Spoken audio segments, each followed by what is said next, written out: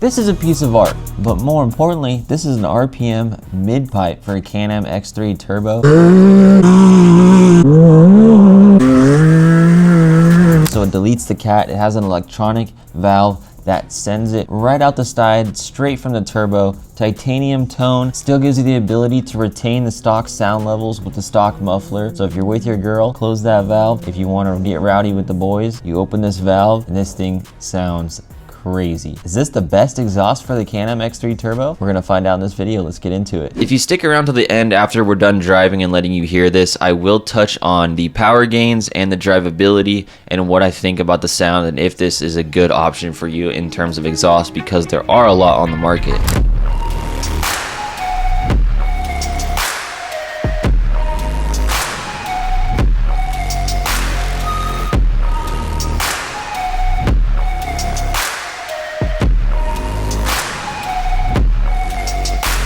This exhaust comes with this bracket that has a RPM CNC cutout, powder coated black. It also comes with a nice bag with our wiring harness for our switch for the valve. You can get and highly recommend adding this aftermarket V-band clamp because the stock ones go bad. And here's our wiring harness for our switch, as well as the end that goes to the actual valve to power it, to open and close this, just like a car. Then it comes with a copper crush washer for a good seal. Then it includes some zip ties, which is nice. You have a nice little URL to an install guide, or you can just watch this video. There will be a link in the description to purchase this. Clicking the links in the description are an absolutely free way to support me. Sometimes they're affiliate links, sometimes they're not. Sometimes I'm just tracking the clicks so we can keep working with the company. So that'd mean the world to me if you click that link. Check this out. Whether you buy it now or a year from now, 2 years from now, just remember, go and click that link, and that'd be an awesome way to help support what we do here. And if you're new here, my name's Cameron. I'm all about helping people build confidence in the garage. If you've never turned a wrench or you've turned it for the 100,000th time, this video I'm hoping can give you a little bit of tips, help you get to know what you're getting into, and speed up the process when you go to do it in your garage. The first thing I'm gonna do in the install process, dirt bike strap to my door, hold it open, and I'm gonna remove this seat to give me access to all my electrical wiring, hook up to the battery, as well as the panel in the middle to get to the turbo where the mid pipe connects to.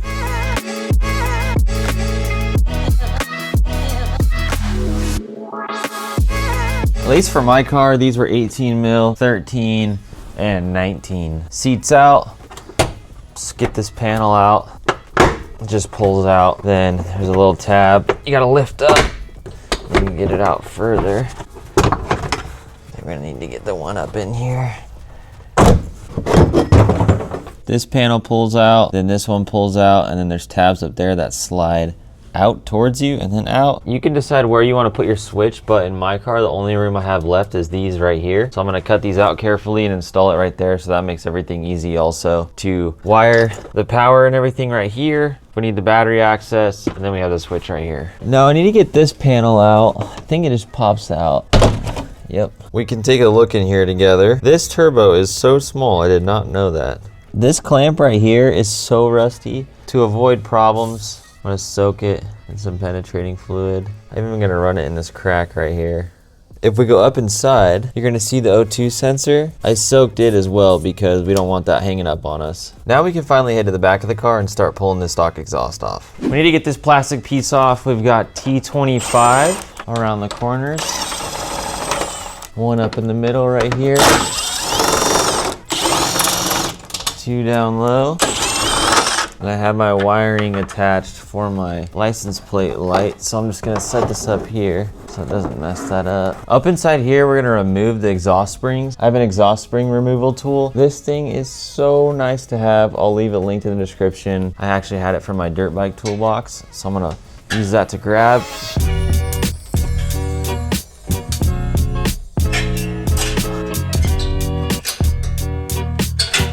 There's a fourth one on this bottom corner. With an 8 mil ratchet or wrench, we're gonna get the heat shield off. One right there. The other one is by my hand over here. There's no way I can get the camera in there.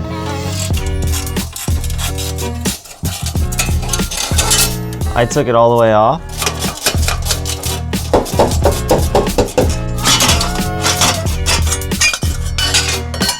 Now this bottom piece will come off. We're probably gonna reuse that, reinstall it. There's a spot where it's ran through the frame or this mount down here, which it looks like we're gonna replace that. So we need to slide this out. Got this removed. Now I need to remove the O2 sensor. I have a 22mm oxygen sensor socket, or you could just use a 22mm wrench. This allows me to slide it over the wire and put a ratchet on it. See if my little shorty ratchet, I can get enough leverage. Just applying consistent force to it. Finally came off. Then you can unthread it by hand, and we're gonna put anti-seize on this moving forward. It's gonna fight you coming out because the wire's attached to it. Okay, so then the top half of the heat shield will come out. Popping back in the car, 11mm socket.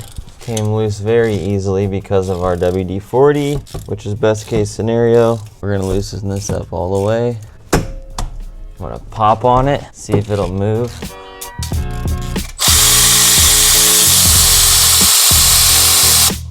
So that's gonna be a little bit of a pain. Removing the stock V-band clamp from the turbo. Everybody's crying about this part in other videos. Use your noggin, come on, let's think about this. I got a big pry bar, come in from the bottom, don't stay in the car. Get it, you're gonna wanna slide your pry bar right there, then come back and whack the hammer right here. And just keep tapping until it's loose like that. Come on. Okay, I'm picking up where I left off. I'm separating the V-band clamp. All right, we broke it loose from the bottom. No biggie. Now we're just gonna push it onto the mid pipe and it'll come out over there with it. Now it's loose off the turbo. Easy peasy. Super important. Before you take the mid pipe out, make sure you get this gasket out. It's 36 bucks. You don't want to have to replace that, so make sure you remove it before you remove the mid pipe. All right, let's see if we can get this out now. We need to get the heat shield out of the way right here, so it's a 10mm. I'm gonna bend it out of the way. Let's take this one out too.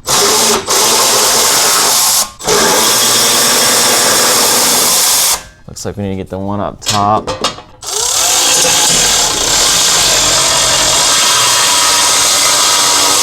I had to clutch jump the power ratchet on the top one. Oh, there's a second one.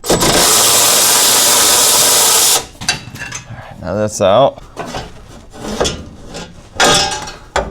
Well, that makes it a lot easier.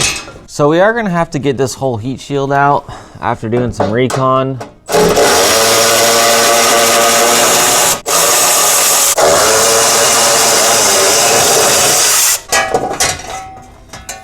So this is where I play a little song called One Bolt at a Time in my head, and it goes like this. One bolt at a time, just keep pulling it apart, one bolt at a time. This is where everybody doesn't like it anymore, but you just do one bolt at a time, and you just hope to God it goes back together. All right, those were T30. All right, so this zip tie right here is gotta go. Has a little couple holes to hold it on. There's another one down under. I love you enough to do this with a camera in the way, on top of how frustrating it could already be. Now the two bolts that are like the gold color, they're both 10. We're gonna remove them.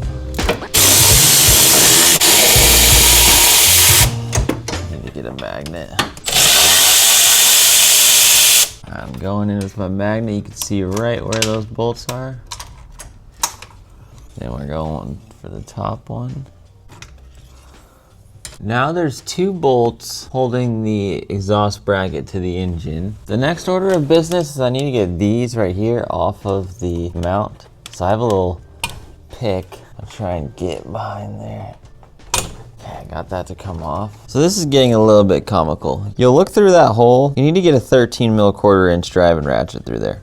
So how do you do that? Well, what you should do is before you hook it up, you're gonna run your extension through that hole and then up. Hook on the socket on the back side of this plastic piece. So I put one hand here, ran it through, snapped it in. Then once I had that socket on that side, I could get through to this bolt and take it out. Now I'm gonna get my magnet handy. Do you see this? That magnet caught that bolt. That was absolutely ideal. Now I'm gonna do the reverse, where I grab my socket from the other side, then lift it around. You can see how I did that. Now the other one is the more accessible one down here. This is the fourth and last one. Pulling this bracket on. These are tight. Let's go.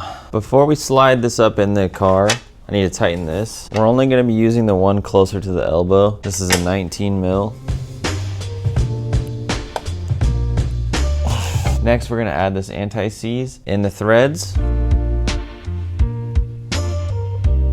That'll be perfect to make sure if it ever comes out for the next guy, it won't be a problem. Got my V-band on in the right orientation. The bracket is up in there. I'll show you how to get the bracket on here in a second. I need to get this in place. If you're by yourself, you can use the O2 sensor, last resort, to just be a little bit of a helper to hold the pipe in place. The new V-band is a 13. Get the 13 handy on a power ratchet. Now we need to get that stainless O-ring here in place. Get it as close as I can, because this is really hard to keep on. Okay, there we go. Okay, beautiful. Okay, the V-band's completely loose. All right, so, okay, that sits like that. Now I just need to get this heat shield back on. I've got the heat shield on the vise. You can see my Sharpie marks here. We gotta make space for the valve.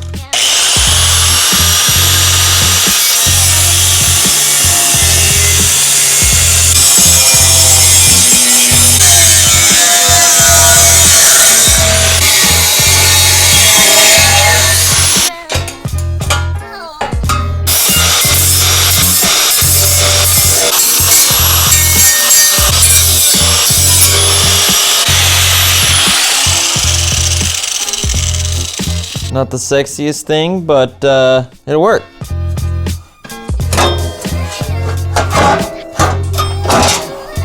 Okay, that's all in place now. Everything's clear. This is probably the hardest part of the install. I got that 13 mil, the lower one in. It's holding the bracket in place. Now the other 13 mil. The top one, the top 13, that one right there, that one's difficult. So what I did was, just like we took it out, I stuck this through, got a magnet, perfect size, and I just shoved it into the hole. Now it's sitting there. In the same way we use this to get it out, I'm gonna put it in. Okay, I have it in there.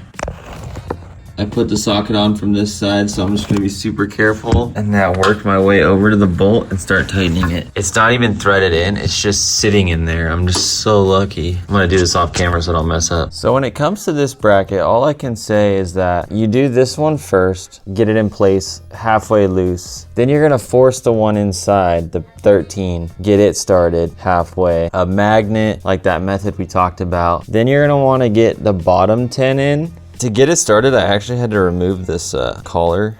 It wouldn't go with this on. But once I took this off, I was able to get that bottom 10 going. Then this one had no problem, the 13 that's exposed. Once they were all in, then I tightened them up one by one, and the bracket went tight, and it can only go in one place. I want you to take note from me, on this heat shield, it's right here that's problematic, not here. I cut off all this excess when I really just needed to cut a little bit out of here, which honestly, I'm gonna take a little bit more out right here.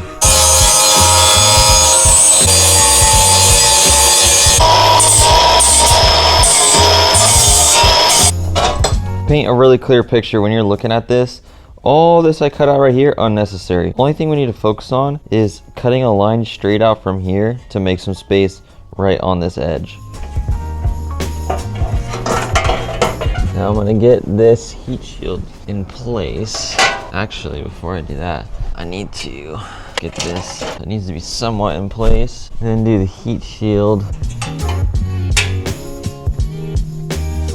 If you don't have this exhaust spring tool, you will not get this done, unfortunately. So make sure you get that. All right, got the fourth spring.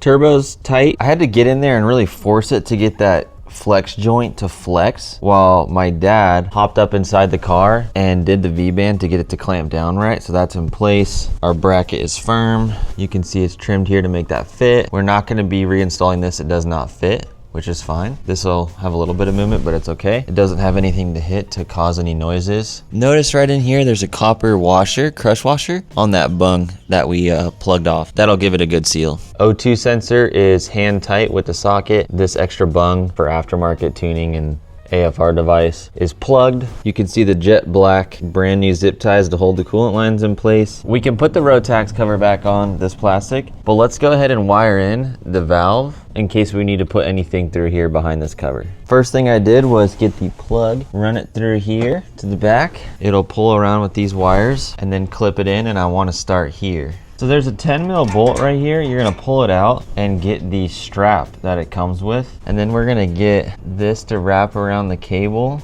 And what this is gonna do is, in the event that the cable got pulled, it's not gonna pull it out of the valve. It's just gonna pull on the wire and this strap. 60 miles an hour through whoops will make some things move around a little bit. So we don't wanna have any issues. And this is a 10 mil. Voila.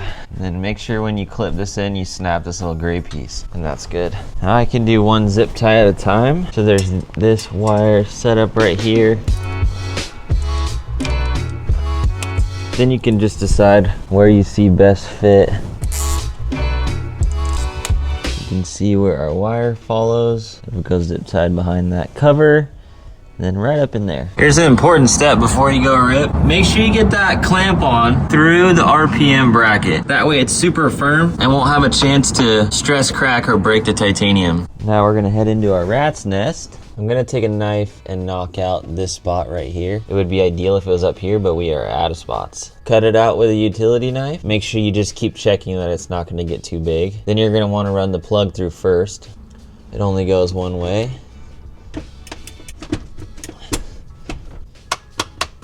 Now our switch is in place. Taking off our 12 volt accessory. Another one to the pile. Take the ground, thread it into the top one with the other grounds.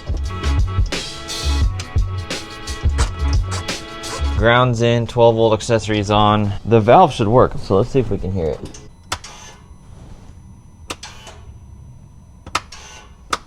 All right, let's just start it up real quick.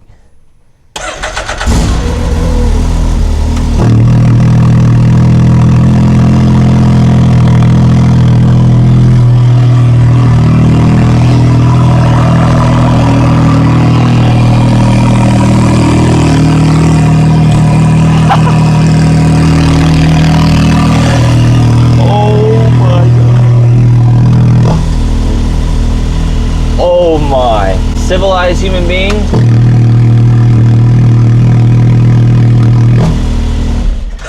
That's hilarious. I love that. I love everything about that. That's just... There is not a single person on my street in cul-de-sac down there that wouldn't be able to hear that. That's hilarious. There's already so much more turbo sound without that cat in there. Put your panels back, tuck your wires how you'd like behind there, snap everything back. I'm gonna throw my seat in and then we'll go for a drive.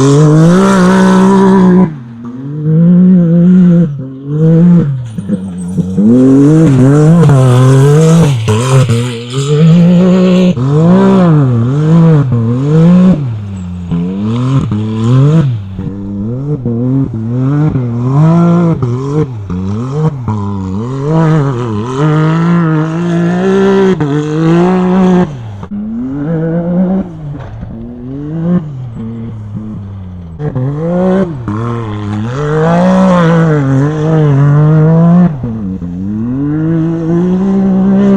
don't just buy this exhaust for the sound, you buy it for the power gains also. So it's like around a 5 to 7 horsepower gain that they claim that they've tested. Do you feel that? Yes. But the thing that I would say to pay attention to more is the drivability. The initial 15 to 20% of the throttle input, you will feel how much less restriction the turbo is under. It almost has this feeling of, oh man, my turbo doesn't spool up as fast. It's not trying to push air through a honeycomb straw. But that's a good thing, because when you start to drive this thing under load, the thing I noticed right away is how much more that turbo is able to really stay in the sweet spot of the power band, and it free flows with your throttle input, and it makes the car so much more predictable. Is the best way I could describe it and put words to it. You're making it easier for the engine to build boost in a smooth way and release pressure in a smooth way. And it just made me feel more connected to the car. And when I'm driving and left foot braking and trying to keep the car under boost pressure at certain times to maintain traction and balance between braking and keeping the car under power, man, I really love the drivability aspect of this, because it is exciting. You gain a little bit of horsepower, but when you're off-road, I'd say you really just feel it in the drivability and how smooth this car drives now. The next thing I need to do is tuning for this, for sure, and I know I'm going to gain a lot of that. So is the money well spent in regards to power? Yes. Power delivery, even more so. The second thing is the sound. Is this exhaust right for you? If you want to have a party trick for the boys and you want to have a car that drives like stock with some good turbo whistle in addition, even with the stock muffler, you're going to love this setup. It is ungodly loud with the valve open, but in the best way possible. And if you don't have headphones like me, you might think, man, this is a lot, this could hurt my ears over even a little bit of time. But if you do have headphones, it makes it really, really fun, and you're able to feel the engine in your chest. And when you're letting off the throttle and the wastegate's opening and closing and the engine's doing its brap 3-cylinder things, Rotax things, it really brings the driving experience to life, and you're really, really going to enjoy it. There's other exhaust options out there, and I definitely want to touch on them, but this is an exhaust that I would personally run because I'm an all or nothing type of guy. I either want it quiet, like factory and cruise, and listen to my music in my headphones, or I want it as loud as humanly possible, so when I'm doing donuts around camp or some boys are on my tail and we're having some fun, I'm going to open up that thing and let her eat. I said new daily, but I was kind of serious because I made this thing completely street legal. I'm going to leave this video for you right here if you want to go check it out. If you enjoyed videos of the Can-Am, we'll see you over there.